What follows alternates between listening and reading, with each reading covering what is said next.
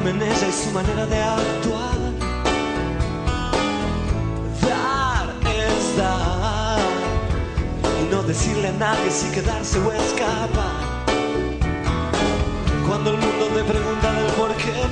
Hola, buenas tardes, otro viernes más en la ciudad y como todos los viernes a las 13 horas, esto es Coordenadas, un punto de encuentro entre la DAS y su gente, el programa institucional de la Dirección de Ayuda Social para el personal del Congreso de la Nación. Hoy tenemos un programa muy especial porque vamos a estar junto con nuestros compañeros de Malvinas No Te Olvido. Este es un programa doble, por eso también me trabo un poquito, porque estoy pensando en muchas cosas.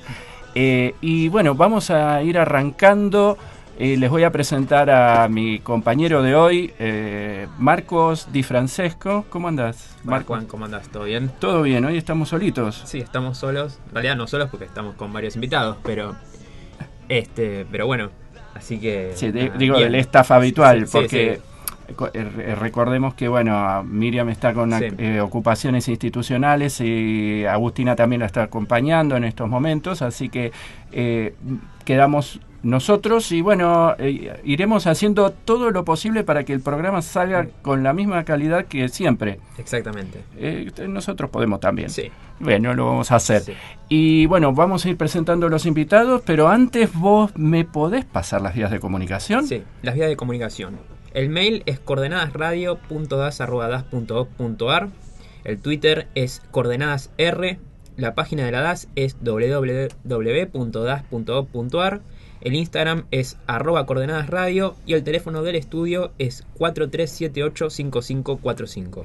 Y si nos quieren volver a ver, ¿dónde nos ven? Nos pueden ver en el canal de YouTube que es Coordenadas Radio. Bien, y escuchar también, porque también es radio, ¿no? Sí, yo también me quedé con la imagen de televisión porque Marcos, les cuento un poquito, es nuestro editor junto con... Sebastián Frassini, de todos los videos que ustedes pueden ver a través de nuestra página institucional y además de nuestro Facebook, ¿no? Sí, el Facebook de la DAS. Exacto. Ahí pueden ver todos los videos que vamos haciendo, de las charlas que se hacen todos los meses acá en la DAS, o de todos los eventos que se hagan, siempre los estamos filmando y editando y los subimos a las redes sociales. Y en breve vamos a tener novedades con respecto a todo lo que es imagen de video. No quiero adelantar mucho, no pero... sé si podemos decir. No, todavía no. Creo que tenemos que generar la expectativa como para que después tengamos nuestros propios fans de eso. Pero bueno, y ahora vamos a empezar a presentar a nuestros invitados. Acá tenemos igualmente alguien que es más que una invitada, que es nuestra columnista especial. La doctora Gabriela Gómez Gallo, que es la subdirectora de Salud Mental. Hoy vamos a hablar un poco de estrés postraumático de guerra junto con nuestros compañeros de Malvinas No Te Olvido, Ricardo Daer. Hola, ¿cómo te va? ¿Qué tal, Gracias. Ricardo? Y Marcelo Ariel Asensio. Hola, buenas tardes, ¿cómo están? ¿Qué tal? ¿Cómo están? Los dos son miembros de la Comisión de Combatientes de Malvinas de APL, además de tener el programa, ¿no? Exacto. Bien. Vamos a tener una gran charla. Una gran charla de 2 horas hoy. Sí, bien extensa va a ser. Para arrancar, Marcelo, contanos un poquito tu historia, a ver cómo te adentraste en este mundo, digamos, de la Comisión de Combatientes, más allá de ser combatiente de Malvinas. ¿Cómo entré en la comisión? Bueno, a ver... todo tiene que ver con mi compañero Ricardo, ¿sí? Ricardo es gran responsable de que yo esté sentado acá. Ricardo y Chiqui. A ver, como para hacerla corta y no ser demasiado extenso, ¿no? Yo soy trabajador legislativo desde el año 83. Yo entré a trabajar con el fin de la dictadura en el Congreso, ¿sí? Por ser veterano de guerra. Y una de las cosas que se me impusieron, digamos, fue negar mi condición de veterano de guerra. ¿Sí? Y a partir de ahí empecé a trabajar en el Congreso en ese momento era el Congreso, ¿sí? No era lo que funcionaba la CAL, ¿verdad? A partir de que volvió la democracia, se separó diputados, Senado, yo quedé en diputados. Bueno, a partir de ahí empecé a trabajar en la oficina de patrimonio y en el año 84 me encuentro en un pasillo con mi amigo de la infancia.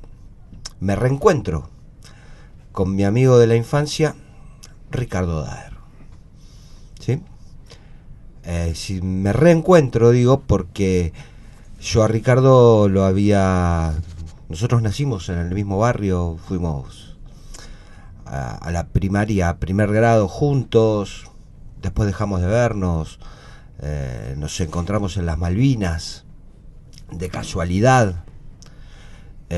¿Estaban en regimientos cercanos, Nada, en batallones cercanos?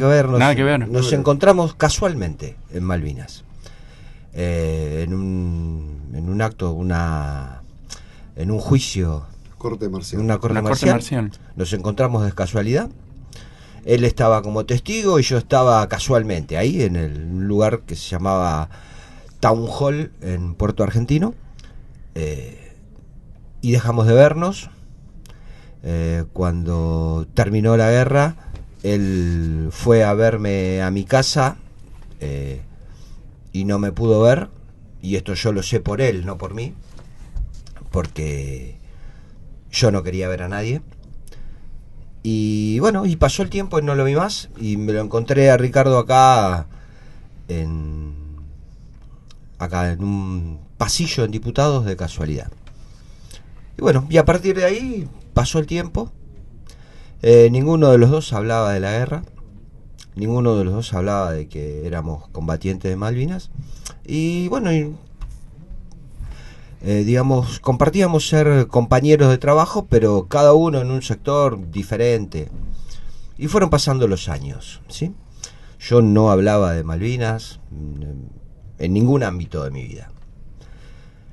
Pasaron los años. Ricardo varias veces me venía a ver porque ya empezaba a haber movimiento de combatientes que empezaban a hacer cosas por la cuestión Malvinas, y yo por supuesto no le daba bolilla, ¿verdad? A nada. Yo trataba de seguir con mi vida, y muchas veces Ricardo me venía a decir de participar, de hacer alguna cosa, y yo realmente no le daba bolilla. Hay otro compañero del Congreso que trabaja en el Senado, que fue mi compañero del servicio militar y mi compañero de pozo en las islas. O sea, se encontraron aquí de nuevo. Exactamente, sí, que la madre trabajaba en servicios generales, en Diputados, y bueno, con el que teníamos relación. Yo me encontré con la madre acá, y cuando me crucé con la madre no lo podíamos creer. Yo tampoco sabía que él, que había sido mi compañero de pozo, trabajaba en el Senado, pero yo tampoco participaba de ninguna cosa, y ya te digo, fueron pasando los años hasta que, bueno, si me pasan cosas a nivel personal en un momento de mi vida, es decir, cuando nace mi cuarto hijo, yo quedo viudo. Pasan mi vida laboral, yo paso a la tesorería, al poco tiempo soy subdirector de la tesorería. Sí, pasan algunos años, yo me reencuentro con una mujer que habíamos sido compañeros del secundario, nos casamos, ¿sí? Te cuento esta historia personal porque tiene mucho que ver con la historia de cómo llegaste a la comisión. Cómo llego a la comisión, porque paralelamente Ricardo me viene a buscar en ese mismo momento. Ricardo y Chiqui me vienen a buscar, pero puntualmente Ricardo me viene a buscar Y en esos momentos me viene a buscar, pero me viene a buscar muy fuerte. Sí, me viene a buscar y me insiste una vez. Y primero me dice, mirá que se está formando la comisión. Y un día voy y participo de una reunión y después no voy más. Y después me dice, mirá que estamos juntando plata para hacer una cosa. Y yo le doy la plata y no voy. Así, y una vez, y dos, y tres, hasta que una vez me convencé y empiezo a ir.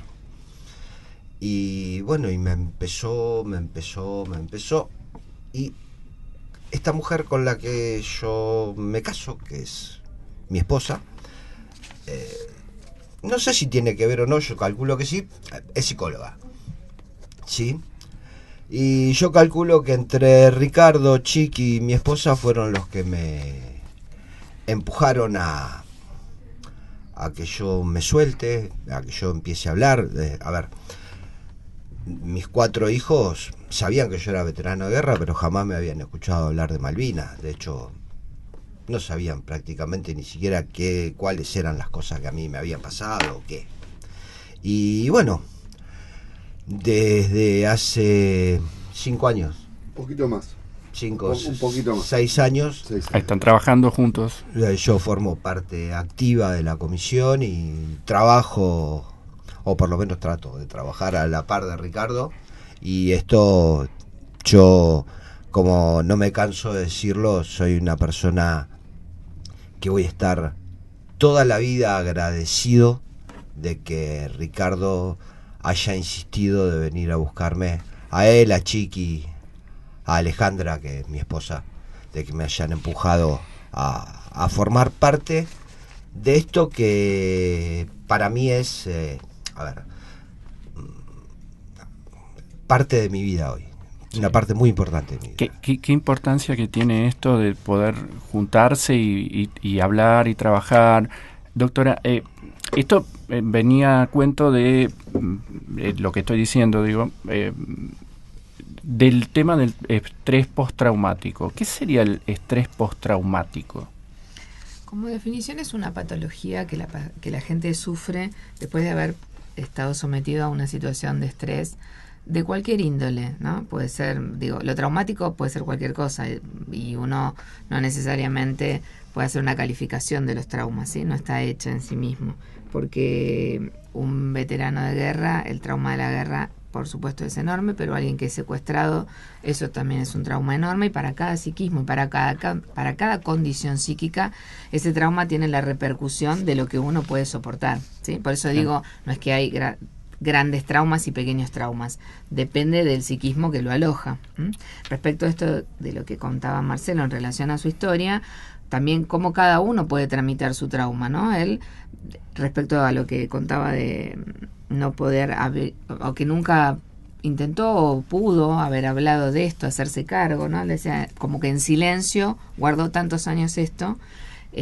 Quizás, bueno, influenciado también por algún contexto de la época, pero más allá de eso, lo que le pasaba a él personalmente. Y después, cómo tanto Ricardo, Chiqui y su esposa colaboran para armar una red donde él puede empezar a pensar que algo de esto puede decir, y en función de esto, bueno, empezar a trabajar.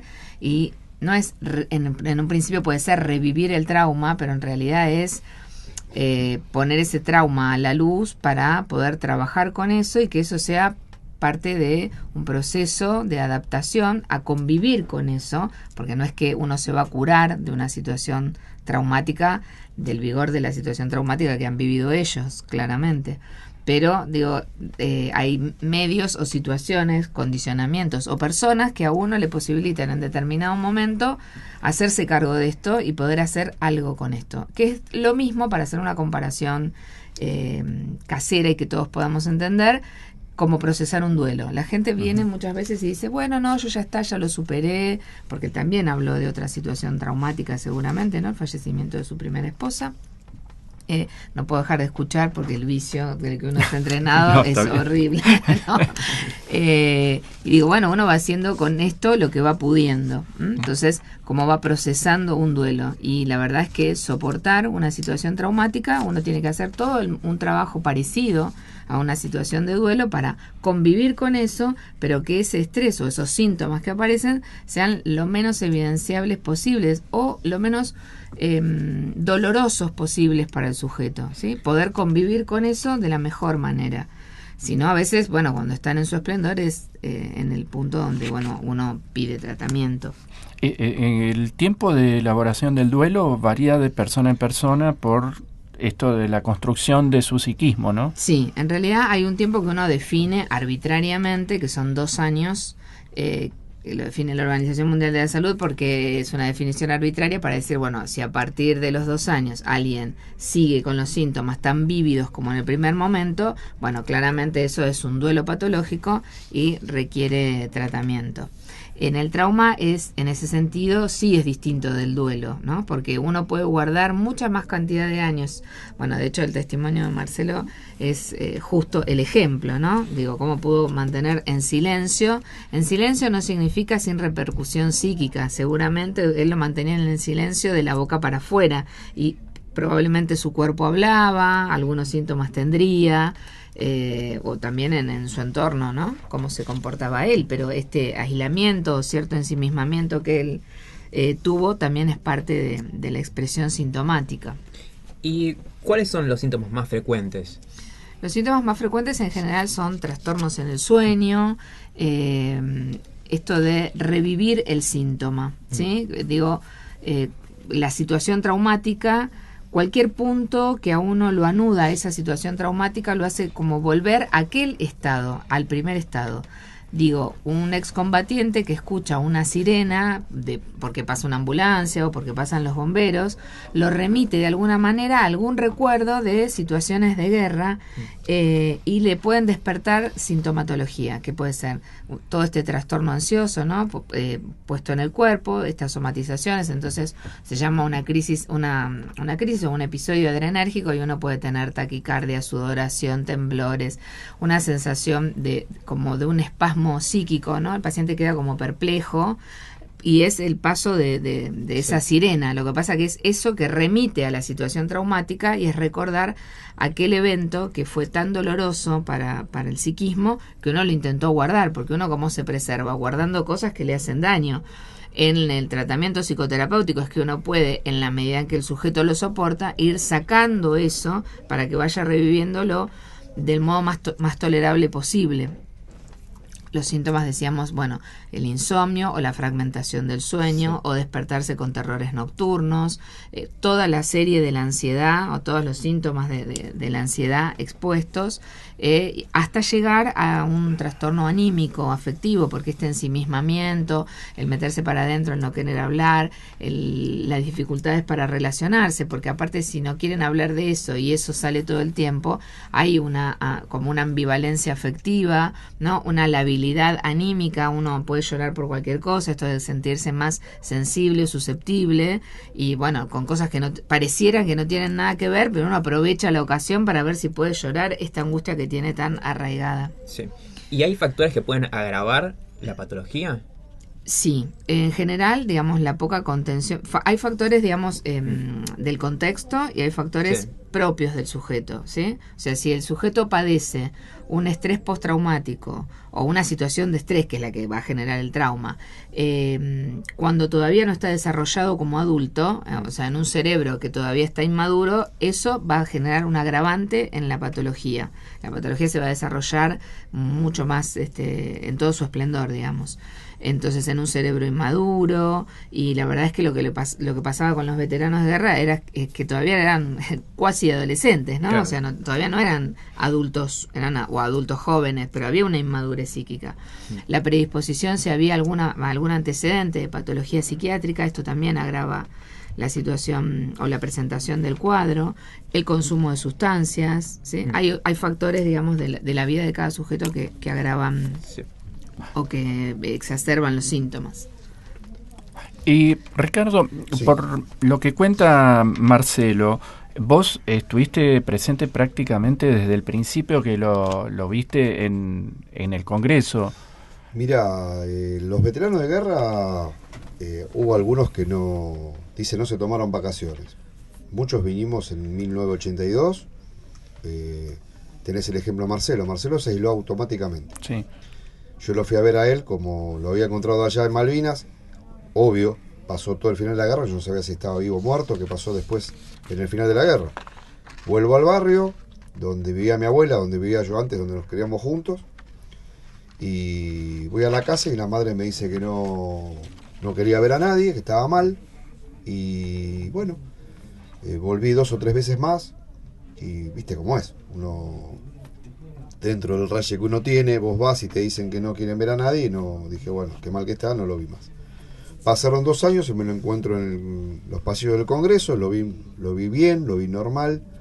Pero yo no quería saber nada con el tema Malvinas. Y él tampoco. Lo que menos hablamos fue de Malvinas. Nos encontrábamos dentro de la misma contaduría, trabajábamos juntos, bueno, pero no, y había otros que no se tomaron vacaciones. Hubo otros que siguieron militando el primer día, por ejemplo el caso de Chiqui, el caso de Walter Neira, mi amigo del alma que está en el cielo. Yo mandaba a los chicos al colegio, por ejemplo, y me encontraba con Neira que me decía, che, nos estamos juntando los veteranos en la casa de veteranos, vení, que esto y que el otro, y yo no quería saber nada. Él todavía después me decía, ¿te acordás que te hacías el gil para como que no me veías en los actos o en el colegio? Chiqui me venía a buscar para los fines de los 80, en los 90, participaba con él, iba en un acto, pero una vez por año, pero trataba de no acercarme y no le contaba a nadie. Bueno, la otra vuelta en una charla acá en la casa con los jóvenes, mi hijo contó que dice que jamás me escuchó lo mismo que le pasó a Marcelo. Fue la primera vez que me escuchó hablar de Malvinas. Pero empecé a participar de atrás, sin exposición, con Chiqui. Chiqui era de todos los veteranos de guerra que nos íbamos juntando acá, y fue cuando formamos la subcomisión en aquel momento, el único que se paraba arriba de una silla y se ponía a hablar era él, porque ninguno quería hablar. Y de golpe, un día, un amigo mío, Carlito Sánchez y Liébana, tenía una radio en La Matanza, y lo escuchaba, me gustaba escuchar y lloraba. Veía un documental de Malvinas, viste, venía el 2 de abril, y yo había veces que no prendía la tele, porque miraba una filmación, veía algo de Malvinas y me caían las lágrimas. Me largaba a llorar, una cosa que ni yo lo entendía, porque no paraba de llorar. Y me acuerdo que escuchaba la radio, me encerraba porque me daba vergüenza y me la pasaba llorando, y un veterano le pregunta a Carlito Sánchez, ¿por qué fuiste a pedir ayuda psicológica? Y este muchacho dice, porque me di cuenta que perdí la capacidad de disfrute. Esa frase yo se la había dicho en otro programa que hicimos juntos a la doctora, y me di cuenta que me estaba pasando eso. Me hizo mirar un poquito al costado, mirar de que mi familia no disfrutaba nada conmigo. Yo cada vez que iba a pasear era como que cualquier cosita me detonaba y perdía la capacidad de disfrutar, me pudría ese paseo. ¿Te irritaba algo? Me empezaba a contracturar, me agarraban vómitos, me agarraba pánico, pero cosas que yo no la entendía ahora, te lo estoy diciendo, el nombre de lo que me pasaba, y la doctora me asiente con la cabeza, pero en aquel momento no sabía. Y bueno, pedí ayuda psicológica y empecé a tratar. Tuve amigos como innumerables que empezaban a hacer tratamiento y me decían, tenés que hacerlo y vas a tener que pasar por esto y por el otro. Tuve que pasar las etapas de las pastillas, tuve que pasar un montón de etapas donde mi mujer me dijo, sos un vegetal, pero tuve que pasar por eso para parar un poquito la ansiedad. Y es crónico lo que tengo, distimia, me dijeron, pero bueno, es crónico, tengo que tomar citalopram a la mañana, a la noche si no tomo Zolpidem no duermo, y así todo, miren ustedes, él dijo que lo fui a buscar una vez para poner plata, nos juntamos para poner un pozo de agua a unas escuelitas que apadrinaban a KPL, al Chaco, y bueno, estábamos calladitos, nunca me vas a escuchar hablar, ni una charla en un colegio, ni nada. Intenté 2 charlas en los colegios de mis hijos, y fue terrible, porque cuando me pongo a hablar, me di cuenta que vi a mi hijo sentado en el pupitre, y me avergonzaba porque me salía todo con una papa en la boca. Me la pasaba llorando, y no podía. Hasta que empecé a escuchar frases claves, que la doctora debe saber cuáles son. El deber ser, llorar que no hay ningún problema. Hoy en día estamos en los programas de radio y nos ponemos a llorar y no nos da vergüenza. Y la ayuda de Chiqui, la ayuda de Walter Neira, la ayuda de empezar a juntarme con familias veteranos de guerra donde no hablábamos de Malvinas, pero paseábamos juntos. Y ahí me empecé a soltar. Y ahí me di cuenta que primero arranqué por la solidaridad. Cuando fue lo de Escuelita de Fronteras, empezamos a trabajar. Y cada vez un poquito más. Y me di cuenta que eso fue lo que me estaba salvando la vida. Y sabes que empecé a hacer lo mismo. Y traté de hacer lo mismo con los que me rodeaban. Bien, qué importante esto. Si les parece, vamos a hacer una breve pausa. Dale. Y continuamos. Bueno, estamos en Coordenadas, un punto de encuentro entre la DAS y su gente, y nos escuchan a través de www.bcnradio.com.ar, la radio de la Biblioteca del Congreso de la Nación. Dar es dar, no fijarme en ella y su manera de actuar. Seguimos en Coordenadas, un punto de encuentro entre la DAS y su gente. Hoy estamos con los compañeros de Malvinas y queríamos mandar un beso a Yanina Ross Giolito, compañera de la DAS, que pidió la complicidad de Cultura Profética. Además, otro saludo más voy a mandar que nos ha enviado Jorge Toledo Chiqui.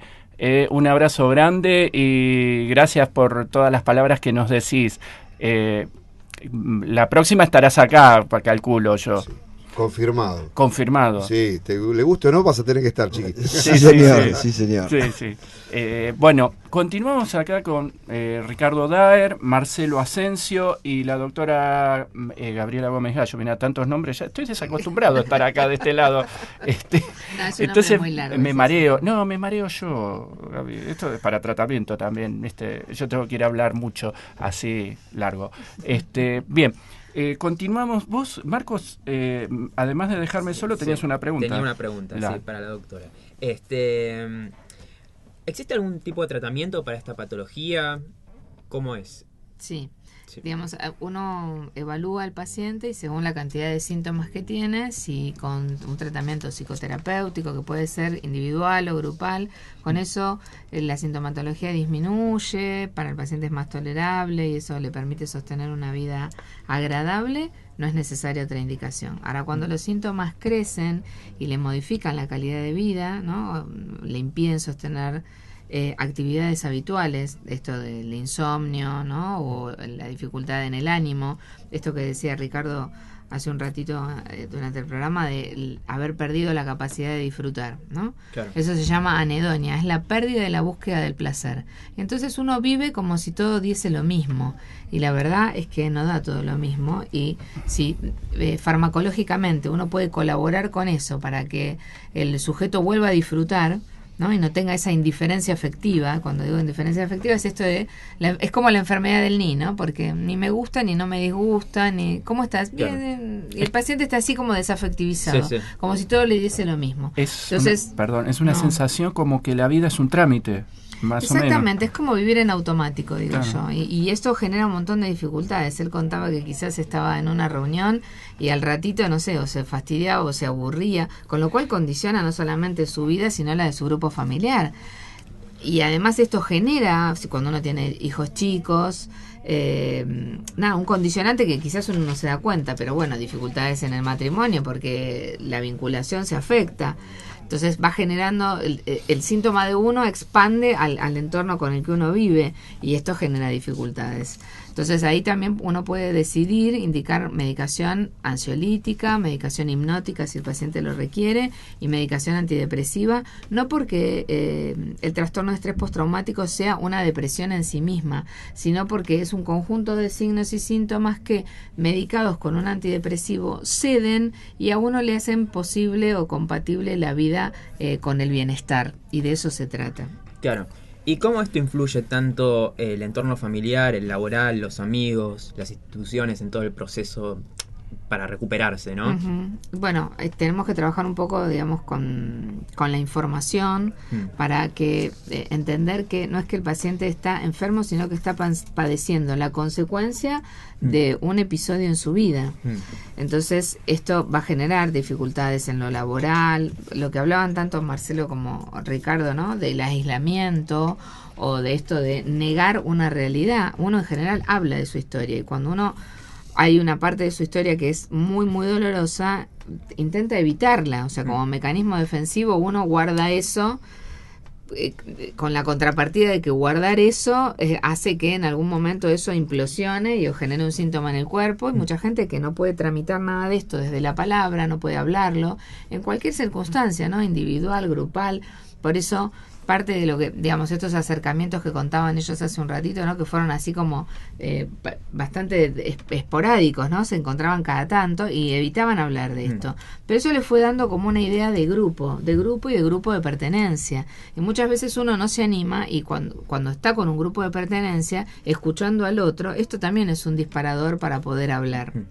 Entonces, bueno, la verdad es que esto influye en todos los aspectos de los ámbitos en los que uno vive, con la familia, con lo laboral, con los amigos, con lo social, con la pérdida de buscar, en esto de la pérdida de la búsqueda del placer, uno va dejando las actividades deportivas, va dejando lo recreativo, va dejando todo y hace un poco lo que decía Juan, ¿no? Esto de vivir casi como en automático, haciendo lo que tiene que hacer, lo obligatorio. Y la vida, para disfrutar de la vida, una cosa es el deber y el hacer implica otro montón de cosas que le da bastante color a la vida y permite un colchón para soportar hostilidades, obligaciones, cosas que a uno no le gusta, pero cuando suple con eso otro que obtiene placer, bueno, se hace más fácil.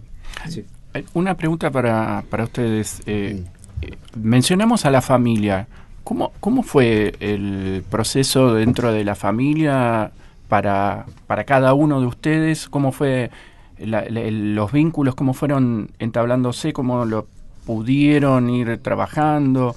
¿Qué cosas le pasaron dentro de su familia? Lo que ustedes quieran contar, no obligadamente, pero sí que puedan contarnos sobre la vivencia de ustedes con su familia con respecto a todo este proceso que llevaron.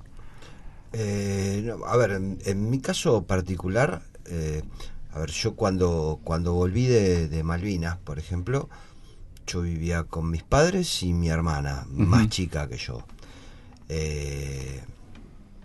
Así, problema con ellos, no, ninguno. No, lo que pasa que lo que sí sé es que tengo poca memoria. ¿De ese tiempo? Sí. De hecho, por ejemplo, esto de que me cuenta Ricardo que me vino a buscar y de que yo estuve encerrado y que no quería ver a nadie, eso yo no lo recuerdo. Es como que lo naturalizaste y que era lo normal, esto No, lo no. veníamos diciendo, que yo no recordás. Yo de eso no me acuerdo. Como de los 68 días que yo estuve en Malvinas, Ajá. yo creo que hay 60 días. Que no los recordás. 60 días o 55 días que no me los acuerdo. Uh-huh. Me acuerdo días o momentos puntuales, pero la mayoría de los días no los recuerdo.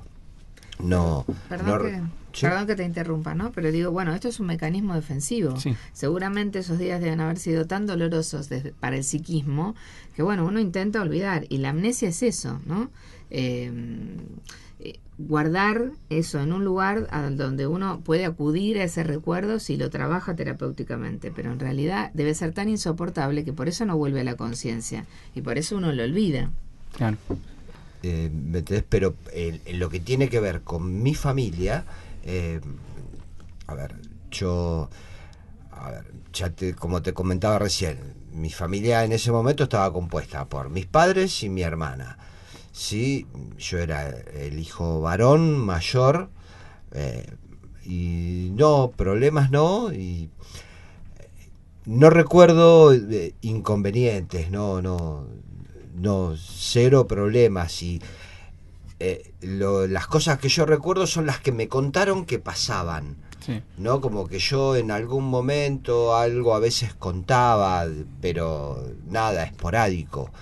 Que yo recuerde por mí. Que lo hayas contado, que hayas hablado, eso tampoco. No, sé que, por ejemplo, mi padre me cuenta que a veces un sábado que nos juntábamos a comer pizza, a lo mejor yo contaba, pero sí nadie me preguntaba nada. Si yo quería contar, contaba Contabas. algo, pero nadie me preguntaba nada. No. Sí, mi vida empezó a mejorar a partir de que yo me cambié del trabajo, es decir, que me inserté laboralmente en el Congreso. Yo antes tenía una peluquería, yo era peluquero de hombres, tenía una peluquería y un tío me dijo, no, tenés que laburar acá, y me acuerdo que cuando cobré el primer sueldo lo quería asesinar a mi tío porque estábamos en la época de los milicos. Claro, era muy bajo los sueldos. Era un desastre, y me acuerdo que mi tío me dice, espera que venga la democracia, y hoy mi tío falleció no hace mucho y se lo voy a agradecer toda la vida haberle hecho caso, que ustedes tal vez lo conocen. Mi primo es Jorge Perrón, el empleado de la biblioteca. Sí, muy conocido, sí. Exacto, y bueno, el padre fue el que me hizo entrar a mí acá en la época de los militares. Él era ordenanza en esa época, ordenanza de la biblioteca. Y Era el final de la etapa del gobierno militar, claro. Por eso mencionabas la CAL, que era la Comisión de Asesoramiento Legislativo, que reemplazaba a los representantes elegidos por el voto popular. Exactamente. Así es. ¿Y vos, Ricardo? El tema fundamental, yo siempre digo que capaz que la doctora coincide, mi opinión personal, yo a veces digo que hay más suicidios que muertes en Malvinas, que son no solamente quien se pega un tiro y se ahorca se suicida, sino también quien cae en una adicción también se está suicidando. Y para mí tiene mucho que ver el entorno. Yo, al margen de que me crié con mi mamá, mis hijos se separaron cuando tenía 8 años, me volví a encontrar con mi viejo hace 10, pero me crié con mi mamá y mi abuela solamente. Y bueno, el servicio militar, una de las cosas que más preocupado me tenía, que si me moría en la guerra, ¿qué iba a pasar con mi vieja? Yo me acuerdo, le contaba el otro día, estábamos hablando con mi mamá de eso, que le decía, mirá vos qué cosa, ¿no? Mi mamá ahora está preocupada por si se muere no dejarme problemas, porque es muy grande. Y yo le digo, bueno, che, dejate de bromar. Yo cuando era joven, cuando estaba preocupado que si me moría acá, ¿cómo hacías para encontrarme? Mira de qué cosa se preocupa uno, ¿no? Cuando se está por morir. Pero yo pienso que tiene que ver mucho el entorno, porque llegué y tenía un hogar lleno de amor. Mi vieja fue papá, mamá, y mi abuela también. Y bueno, el cariño, el entorno me ayudó yo pienso que con cariño se puede todo, ¿no? Y había muchos veteranos que no, muchos veteranos que se encontraron, y después también la suerte que tuve de casarme con la mujer que me casé, y el hogar que hice, ¿no? Me ayudó muchísimo. Pero también yo digo, ¿qué hubiera pasado si el destino hubiera sido distinto? Si hubiera encontrado un hogar destruido, o me hubiera tocado una mala mujer, y muchos no tuvieron esa suerte. Y eso tiene mucho que ver también en lo que va a sumar el trauma. Acá estaba hablando la doctora, que yo voy anotando, el tratamiento, cuánto tarda el duelo. Me estaba diciendo 2 años, no te olvides que nosotros estuvimos abandonados 25 años. Y el soltar, a veces encontrarme con gente, porque yo le digo hermanos a los veteranos de guerra, nos encontrábamos en un reclamo, en Plaza de Mayo, en una protesta, en algo, y en ese encuentro, aunque estuviéramos protestando, nos corrían con gases lacrimógenos o nos daban a palo, no parábamos a hablar, doctora, entre nosotros. Entre nosotros nos ponemos a hablar entre pares, nos contábamos todo, y después no hablábamos con nadie más. Esto que vos señalabas del afecto, ¿no? Sí. De una familia contenedora, tu mamá, la familia que armaste, quienes te esperaban.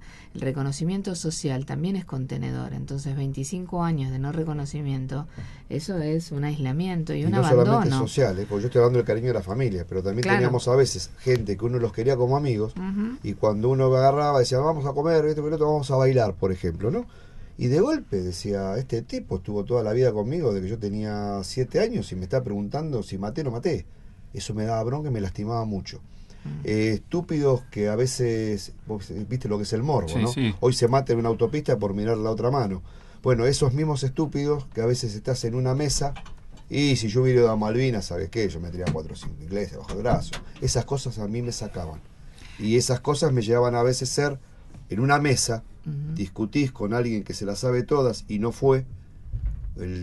Yo, ¿sabés qué? Yo se hubiera ido. Y a veces cuando saltas, ¿sabés qué?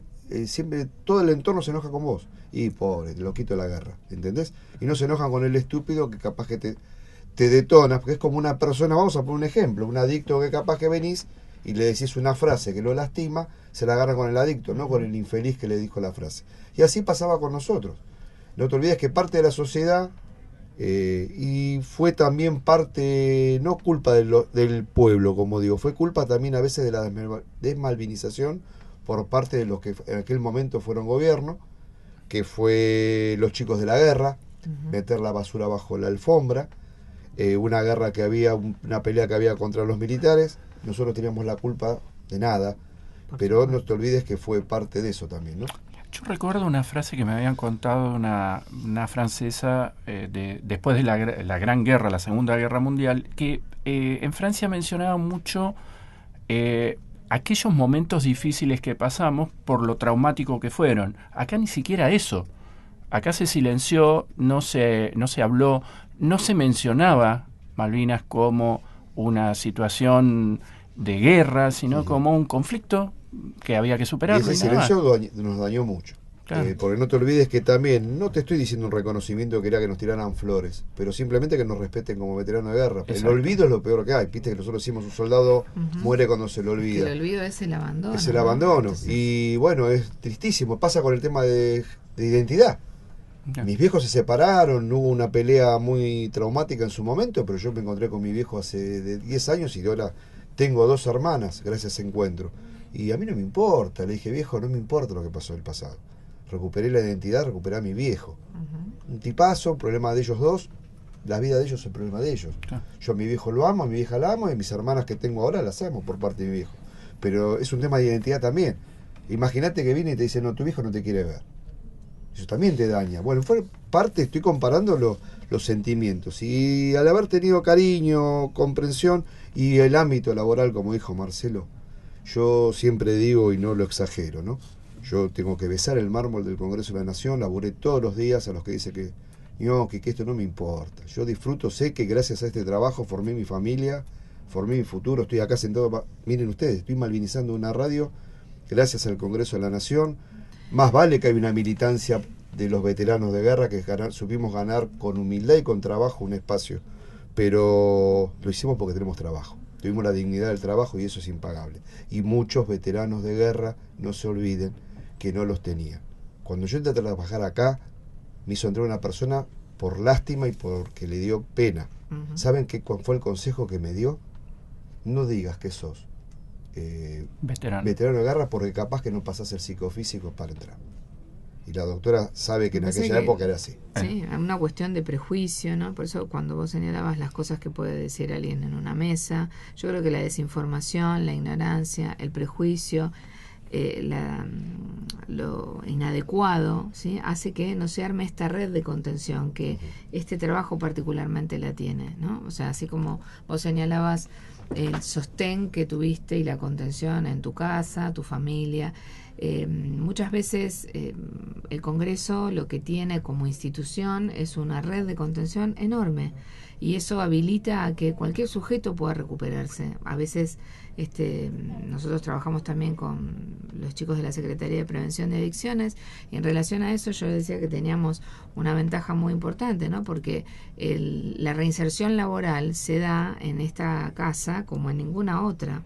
Entonces también la reinserción laboral, si se baja desde una política así, ¿no? En lo que es la malvinización, es darle al sujeto un espacio y uno necesita el espacio familiar, todo el espacio laboral, son todas cuestiones reparadoras. Ahora, si nosotros pensamos que los excombatientes eran adultos jóvenes con un cerebro inmaduro, muchos sin ningún tipo de entrenamiento, no estoy hablando del entrenamiento militar que claramente no lo tenían, también muchos ignorantes, sin capacitación, chicos desnutridos, gente que reclutaban del interior del país. Entonces, bueno, por supuesto que la expectativa para ese sujeto va a ser mucho más horrorosa que de otro que venga de otro estrato. Hablando del prejuicio, a veces me daba risa, ¿no? Vi un folleto donde se nos estaba invitando a hacer un tratamiento psicológico y veía el dibujito que estaban los doctores, los militares de un lado, todos bárbaros, Y el veterano, el dibujito del veterano de guerra que entraba todo barbudo, todo peludo, todo jorobado. Y yo digo, esto es una vergüenza. ¿Por qué tenemos que estar arrugaditos, todo hecho? Era viste, un dibujito de atrás del Clarín, no me sale el nombre, era Diógenes. Era Diógenes entrando a un consultorio médico. Digo, si quien me va a atender me tiene ese prejuicio, bueno, y a veces también ahuyenta al que va a hacer un tratamiento el prejuicio del otro lado. Claro, ¿no? El temor a ser etiquetado, a que tenga que construir una identidad que no es la de él, ¿no, sí, doctora? Sí, además que no somos un país, digamos, no hemos tenido guerras como para tener entrenamiento. Entonces también hacernos cargo que los profesionales no teníamos un entrenamiento particular en trabajar con combatientes o con excombatientes. Es muy reciente esto, el trabajo con combatientes. Y hay que formarse, claro, ¿no? Y uno muchas veces tiene que formarse en el exterior. O sea, hay países que lamentablemente han tenido tanta cantidad de guerras que, bueno, entonces también esto de la psicoeducación para el pueblo y para los profesionales hacen que, bueno, que tengan otros elementos, otras herramientas y otras posibilidades de llegar al paciente, a quien requiere el tratamiento. Bien. Sí. Y más allá de todo esto que me están contando, el tema del acompañamiento de la pareja, ¿no? ¿Cómo resulta en el día a día? Mirá, me voy a meter en la pareja de él. Bueno, y vos metete en la de él ahora, y él Marcelo. se mete en la mía. Yo, por ejemplo, Marcelo... Vos tenés una habitación en tu casa, cualquier cosa, la ¿no? fortaleza que tiene esta persona, Marcelo, ¿no? Porque imagínense que yo lo conocí en todas las etapas. Después lo conocí en una etapa formando una familia y de golpe lo conocí en la etapa donde se le derrumbó una familia. Yo fui a ver, el otro día estábamos hablando y se nos llenaban los ojos de lágrimas juntos. Voy a ver a su hija y a su vez abrazándolo, dándole el pésame porque había fallecido la señora. Y así todo llegó a ser subtesorero, cuando yo en esa época después fui jefe de compras, de suministros, pero vi que no se derrumbó. Y cuando vi el método con el que a mí me sacaron del pozo, como decimos los veteranos, dije, yo a él lo tengo que sacar. Y ahí fue cuando él cuenta la etapa que lo empecé a hinchar después de muchos años, porque dije, no, Marcelo, no puede ser que te tan indiferente y hoy en día es una bestia de trabajo, está trabajando conmigo al par mío, como al par de Chiqui y el resto. Pero me di cuenta de que le cambió la vida también, ¿no? Haber encontrado el amor nuevamente y haber formado una familia. Eso es más la ayuda del entorno. Claro. Tuvo también 2 veces la suerte de poder tener un apoyo y bueno, eso es lo que admiro de él y bueno, en el caso mío también. Bueno, nosotros vamos cerrando nuestro espacio. Sí, vamos que viene el programa que sigue. Sí, viene Malvinas, no te olvido. Sí, hay gente esperando ahí en la puerta. No se van, ¿eh? No, nos vamos. No se van. No, por eso casi no nos vamos a despedir, ¿no? Vamos a decir que cerramos este bloque. Ustedes hablaban, yo anotaba preguntitas ahora sí, para hacer la yo vi que estás anotando mucho. Nos va a interrogar, doctora. Nos va a interrogar ahora. Guarda ahora. Ahora, prepárate, dijo. Marcos, bueno, nosotros seguimos un rato más. Seguimos un rato más. Bien, igual vamos haciendo el cierre formal del programa. Esto fue Coordenadas, un punto de encuentro entre la DAS y su gente. Muchas gracias a todos, muchas gracias a la Comisión Administradora de la DAS, a las autoridades de la Biblioteca del Congreso por el espacio que nos ceden. Y bueno, Juan, gracias por habernos... Sí, pero que no se vayan. No, Juan no se queda, pero... No, quédense todos. Que se quedan todos. Juancito está ahí, firme, viene Lara ahora, la está viendo, está preparada, le está corriendo la silla ya, le está corriendo la silla. Bien, seguimos en un ratito, vamos a hacer la transición. Esto fue Coordenadas, un punto de encuentro entre la DAS y su gente. Hasta la semana que viene.